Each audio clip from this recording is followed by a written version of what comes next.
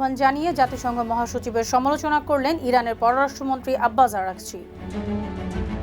আজ ইরানে বৃহত্তম বোমাবর্ষণ হবে, আমেরিকার অর্থমন্ত্রীর ঘোষণা। আত্মসমর্পণ করবে না ইরান, জানিয়ে দিলেন দেশটির প্রেসিডেন্ট। হরমুজ প্রণালীতে মার্কিন বাহিনীর জন্য অপেক্ষা করছে ইরানের ইসলামী বিপ্লবী গার্ডস কর্পস IRGC। যুদ্ধের কারণে বিশ্ববাজারে বেড়েছে জ্বালানি তেলের দাম, শেয়ার বাজারে গত 6 বছরের মধ্যে সবচেয়ে বড় দরপতন।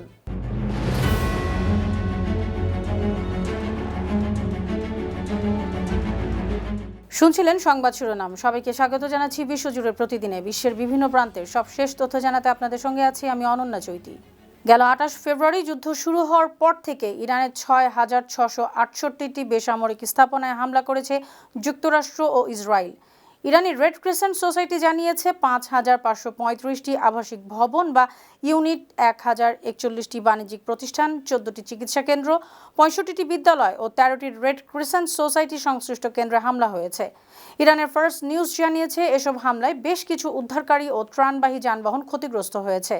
উদ্ধার অভিযানে অংশ নেওয়ার সময় রেড ক্রিসেন্টের বেশ কয়েকজন কর্মীও আহত হয়েছেন। ইরানের রেভলিউশনারি গার্ডস কোর্স IRGC নৌবাহিনী সংযুক্ত আরব আমিরাতের আল দাফরা বিমান ঘাঁটিতে ড্রোন হামলা করেছে।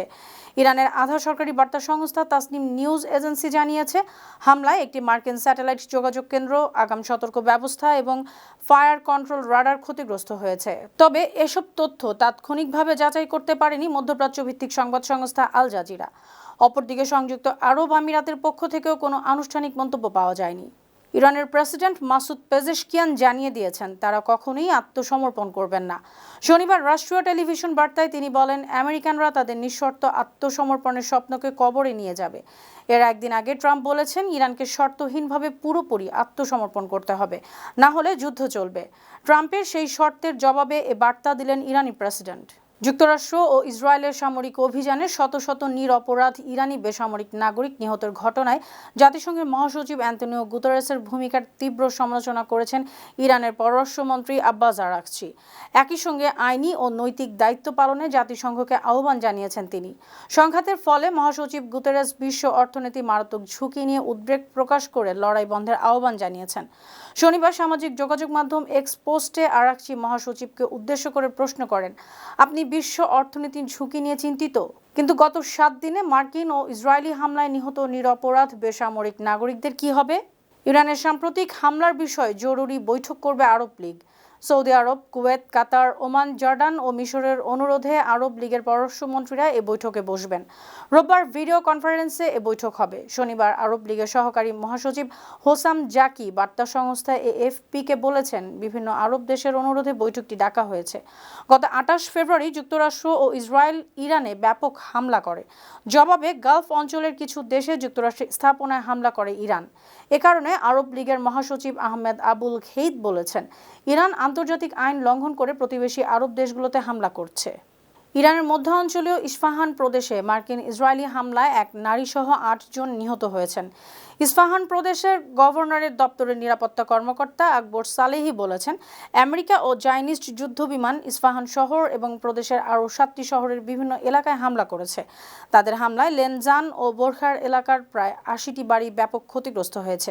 শনিবার ইরানের সংবাদ সংস্থা তাসনিমের বরাতে এ খবর জানিয়েছে আল জাজিরা। মার্কিন জ্বালানি সচিব ঘোষণা করেছেন তাদের নৌবাহিনী হরমুজ প্রণালী দিয়ে জাহাজগুলোকে পাহারা দিয়ে পার করে দেওয়ার প্রস্তুতি নিচ্ছেন। শনিবার তেহরান থেকে বার্তা সংস্থা AFP এ খবর জানায়।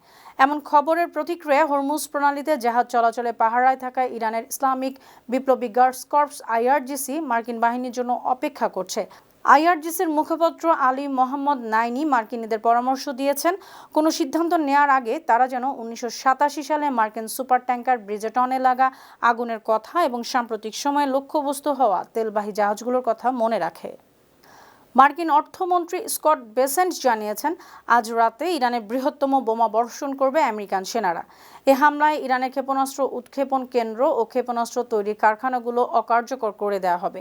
এটি হবে ইরানে এ যাবৎকালের বৃহত্তম বোমা বর্ষণ কর্মসূচি। মার্কিন সংবাদ মাধ্যম ফক্স নিউজকে দেওয়া সাক্ষাৎকারে তিনি এসব কথা বলেন। এ সময় বেসেন্ট অভিযোগ করেছেন, ইরান অর্থনৈতিক বিশৃঙ্খলা সৃষ্টির চেষ্টা করছে, সে লক্ষ্যে হরমুজ প্রণালীতে নিয়ন্ত্রণের চেষ্টা করছে। সম্প্রতি মার্কিন প্রেসিডেন্ট ডোনাল্ড ট্রাম্প ও ইরানে হামলা তীব্র করার ঘোষণা দিয়েছিলেন। আমেরিকার শক্তিশালী একটি রাডার ইরান ধ্বংস করেছে। জর্ডানের মুয়াফাক সালতি বিমান ঘাঁটিতে অবস্থানরত $300 মিলিয়ন মূল্যের এই রাডারটি ধ্বংস হওয়ায় মধ্যপ্রাচ্যে যুক্তরাষ্ট্রের ক্ষেপণাস্ত্র প্রতিরক্ষা সক্ষমতা বড় ধরনের চ্যালেঞ্জের মুখে পড়েছে। স্যাটেলাইট চিত্র বিশ্লেষণের মাধ্যমে সম্প্রতি এ ক্ষয়ক্ষতির বিষয়টি নিশ্চিত করা হয়েছে।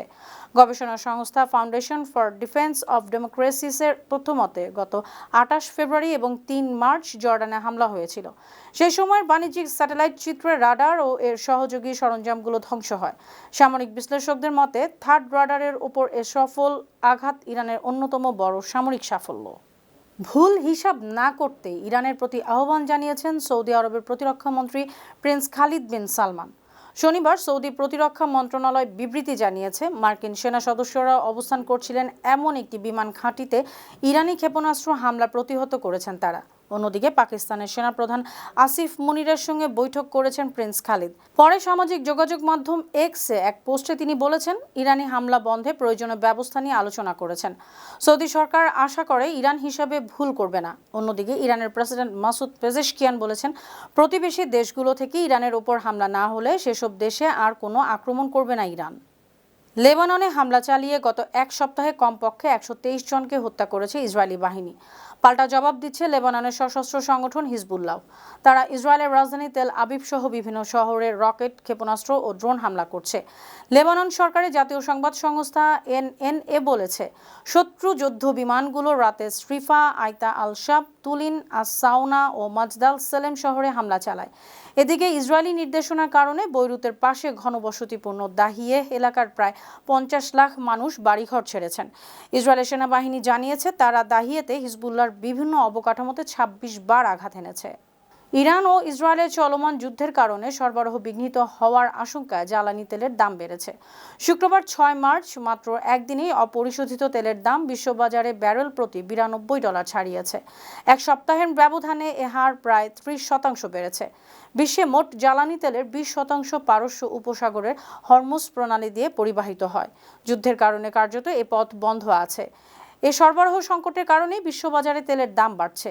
এদিকে এশিয়ার শেয়ার বাজারে গত 6 বছরের মধ্যে সবচেয়ে বড় দরপতন হয়েছে। ইরানের সেনাবাহিনীতে বিভ্রান্তি, বিশৃঙ্খলা দেখা দিয়েছে। ইরানের বেশ কয়েক ডজন সেনা সদস্য ইরান ইন্টারন্যাশনালকে জানিয়েছেন, সশস্ত্র বাহিনীর কিছু কর্মকর্তা অধীনস্থ সেনাদের পাহারার দায়িত্বে রেখে ব্যারাক ছেড়ে চলে গেছেন। খামিনি নিহত হওয়ার পর থেকে সেনাবাহিনীর মধ্যে বিভ্রান্তি শুরু হয়েছে। ইরানের লোরেস্তান প্রদেশের একটি সামরিক ঘাঁটিতে থাকা কয়েকজন সেনা জানিয়েছেন, তারা কমান্ড নিয়ে অনিশ্চিত অবস্থায় আছেন। তাদের নিরাপত্তা পরিস্থিতিও শোচনীয়। অনেক কমান্ডার হামলার আতঙ্কে সেনা সদস্যদের ফেলে ব্যারাক ত্যাগ করেছেন। র্যাপার থেকে রাজনীতিতে যাওয়া বালেন্দ্র শাহ নেপালের সাধারণ নির্বাচনে এগিয়ে আছেন।